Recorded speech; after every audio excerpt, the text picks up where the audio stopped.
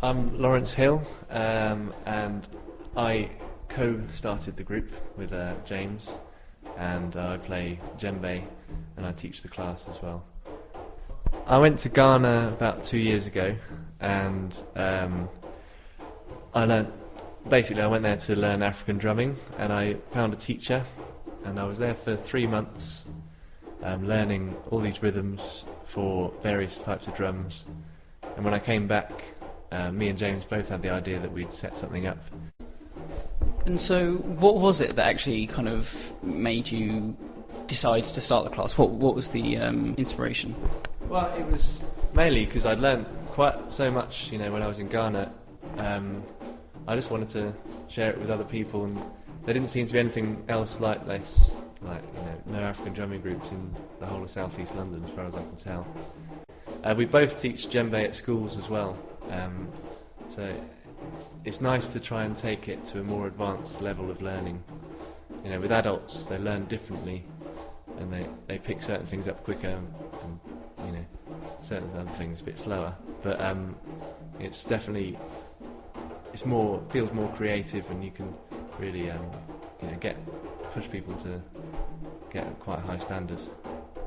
I'm James. I play the dun-dun drums in the African drumming sessions. Lawrence and I were in the same year at college. We both studied in Greenwich at Trinity College of Music, and we've stayed good friends since we graduated. How long ago? 3 years ago now? 3 years ago, yeah. And so it was really Lawrence that got me interested in African music, and I'm interested in as a musician, interested in music from all around the world, all cultures, all styles, really.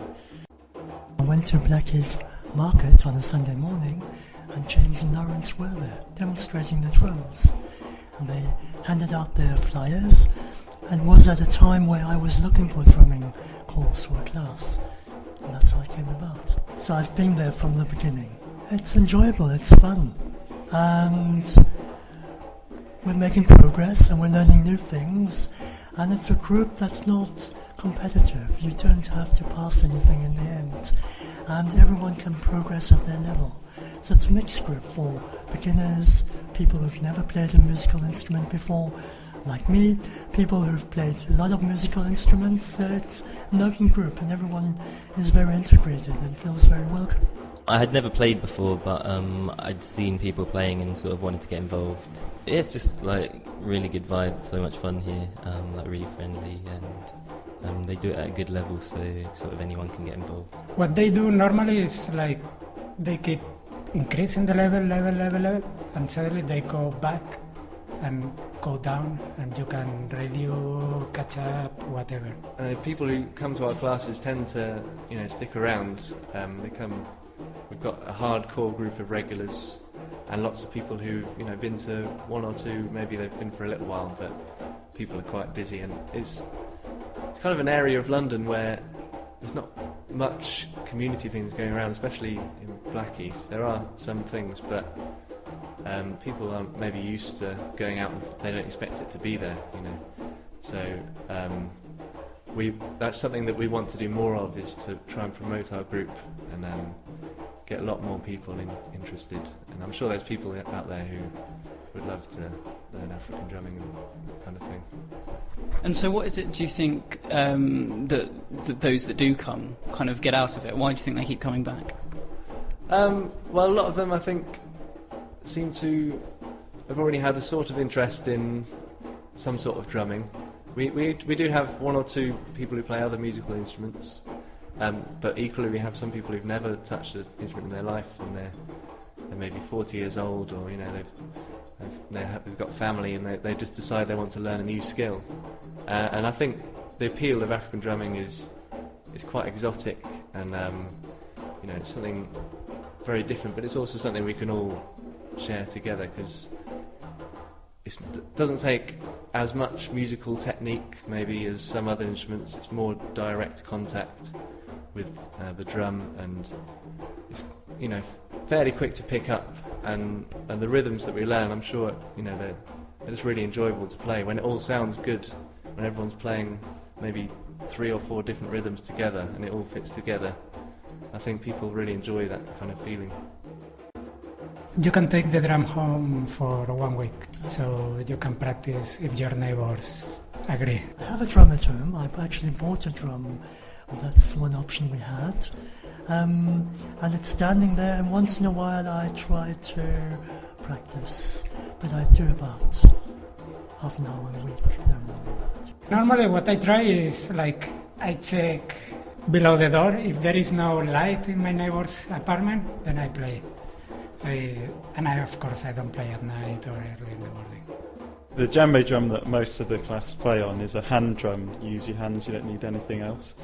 And the instrument I was playing is called a dundun, which kind of provides a bass line, I'd say, to the music, and use sticks on that drum, and also playing the cowbell, which is the metallic sound that accompanies the rhythm. So it adds a kind of, I'd say, a bit of flavour, a different sound to the mix, provides the low sounds in the drums and the high sounds as well in the cowbell. So, and it's the kind of, it's the intricacy of the rhythms, really. They're all quite simple in themselves, but they really interlock and create something really amazing to listen to. There's 3 drums. There's a big one called the dundun, or the dundun bar, and then there's a middle one, sangban, and the top one, kenkeni. I've been learning new things about the culture, the African culture, particularly the Ghanaian culture, and I believe this is sort of interesting because we don't have any blackboards and scores. We're just learning by what we hear, and we don't take notes. We just keep it in our minds. And I really find this particularly interesting. It's a challenge to your mind. I learnt in the capital city, Accra, in Ghana, and my teacher was a leader of what they call a culture group, which was a group of drummers and dancers, and basically in Accra, because you've got such a mix of tribes, you've got people who are originally from that region, and then because obviously during the urbanisation in the last century, lots of people from other tribes moved to the city to get work, and consequently you got kind of a mixture of all these different tribal styles of music from different regions of Ghana and elsewhere. And basically these culture groups of drummers and dancers, they play music from all different tribes. They kind of, my teacher's group played Ewe music, which is very famous drumming from kind of the eastern part of Ghana, and also other countries to the east. And the djembe, which is actually originally from Guinea and Mali, and also they've got their own local drums called palogo drums. So they play a huge variety of different drums with lots of different rhythms and different dances that go with it. Is it quite a kind of community-led thing then, it seems? Kind of like you're trying to do here. Yeah, very much so. Like my teacher set up his group in his local area to try and get kids involved. All the people who dance and sing and who learnt, they're all teenagers, kind of from the age of 12 upwards, to about 20 odd. So they kind of learnt just to get in touch with their tribal roots, and also to educate them about this brilliant music that is indigenous to their country. So it is very much community based. It's not hard to learn, but it's been painful. Your hands have to get used to the bruising. Yeah, your hands get pretty sore towards the end, and your arms get a bit tired as well, so it's a good workout. Yes, and am I right in thinking you're kind of practicing for a show? Yeah, we're playing in, I think it's the Charlton Horn Fair on the 19th of June. So yeah, we were just practicing the piece that we're going to perform there. Yeah. There is this thing, my wife says, I want to be a groupie. That's my dream.